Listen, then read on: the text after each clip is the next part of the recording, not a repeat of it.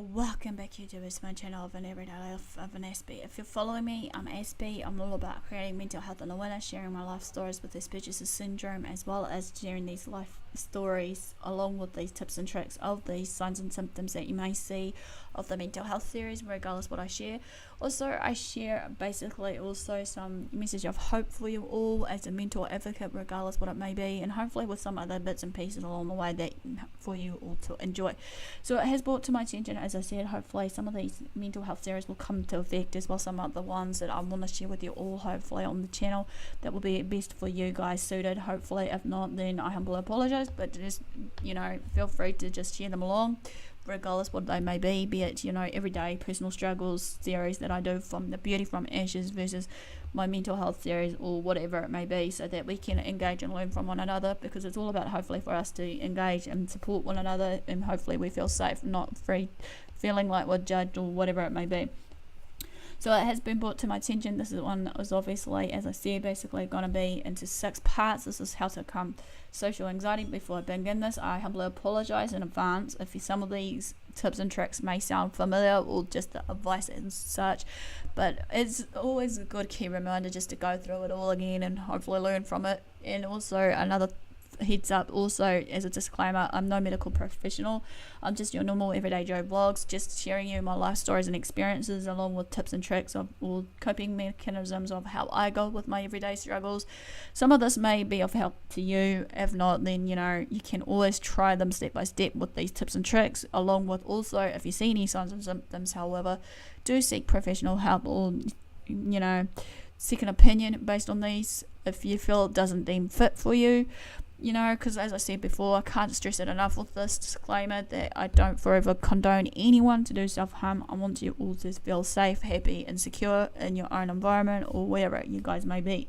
So this one's how to overcome social anxiety, part 5. As I said, this is broken down to 6 parts. Hopefully you're enjoying these. Please comment below to give me some feedback, what you may want to see in the near future, if you want some through mental health or whatever other series, because at this point of time I'm trying to jazz it up a bit, but hopefully some of these will be of value to you anyway, regardless of it all. So let's begin this. Part 5, using good social skills.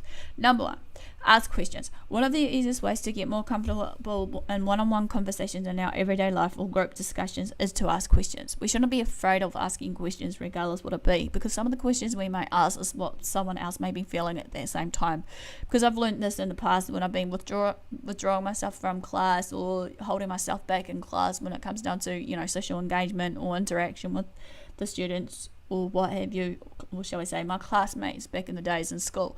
But as the years has gone on, or the months progressed on in my experiences in school, I've learned now I should be able to be at ease with my peers and whatnot.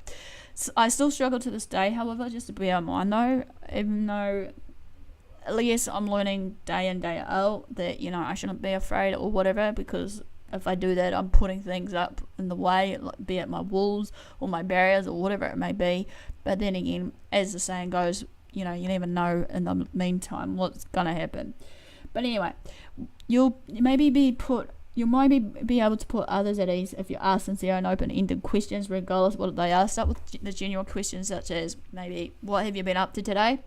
Or how did your presentation go? Regardless where you are at that time, obviously, when you're socially engaging with them. Open-ended questions allow the responder to say whatever he or she wants to say without being confined to a simple yes or no. Some people may not like yes or no's. I'll believe you me, sometimes I hate it when I'm put on the spot with the yes and no's, or just every other question, even though I go point blank. Many people may know me from experience, despite what I go through in my everyday life, and I am starting to, I feel, improve and actually, get on with it. Anyway, without it all though, if you ask, do you want to see that movie, it may not elicit as much of a response such as what do you think about that movie? Okay. Number 2, listen actively and curiously. Even though it can make a world of difference for each of us when we do tend to listen and engage. But as I said before, there is such a thing of difference of listening and hearing. When you listen, however, you show that you are engaged in what that other person is saying to you, regardless what it may be, and it may sound important and interesting to you. Listen to what someone else has to say and then maybe respond back to his or her comments. Think about what he or she is saying and allow them to finish their statements without interrupting them.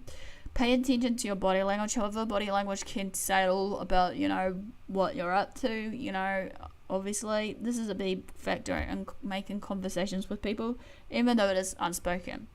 Instead of looking over someone's head, try to make eye contact. I know for a fact this can be difficult, as I said before, for the ones that are autistics especially. Some autistics may struggle with eye contact. Believe you me, I'm starting to learn more and more how to engage and actually make eye contact. Even though in the first place I was a shy, socially awkward kind of girl that just gets on with her everyday life regardless what it may be. But anyway, moving on. Listening intently can also prepare you to ask good follow-up questions. When you do listen and engage and ask questions back and forth, and then you can summarize it up and, do follow-up questions. Number 3 is communicate assertively. Basically, this is the last one. This style of communication means you are able to express your feelings, thoughts, beliefs, needs, and opinions while still responding or respecting the rights to others of their way of speaking or how they've been brought up with based on their values, morals, whatever it may be. When you are assertive, however, you respect yourselves and others around you. Learn to be okay with saying no now and again, because obviously this is a key thing for me. I'm trying to learn now to say no more and more often, even though I've always been a yes person, even though many people may think I'm a softie when it comes down to it, because I'm just do whatever I do anyway, regardless what it may be. It can be very difficult for some people to say no. Believe you me, I'm one of them.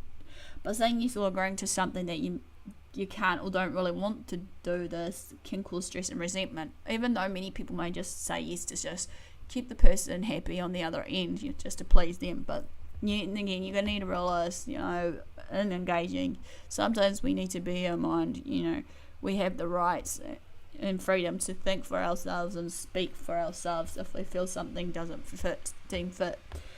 Take care of yourself, however, and say no only when you feel the need to do so. Be direct. Keep to a neutral tone of voice and watch for your body language, as I said before. Make your needs clear and understand that being assertive doesn't always necessarily mean that you're getting exactly what you want at that given moment of time when you want it. If you're within a group at a meeting or a party, however, try talking in a more louder voice than you usually do. Make eye contact and speak decisively. This project will, confidence and command presence, however, basically. This basically ends part 5 using social skills. Basically, give me the like for thumbs up for support. Comment below if I missed out anything, or feel free to comment of anything that you feel I've missed out, or feel free to comment anyway to show your engagement on how you go about it. Feel free to subscribe to my channel if you haven't done so. Feel free to share these videos around to your family, friends. Feel free to also basically, follow me on those social media sites. And all for the do, guys. Thanks for support. Thanks for watching. Do what you love what you do. Until next time, Aspie signing out, and I'll see you all again soon.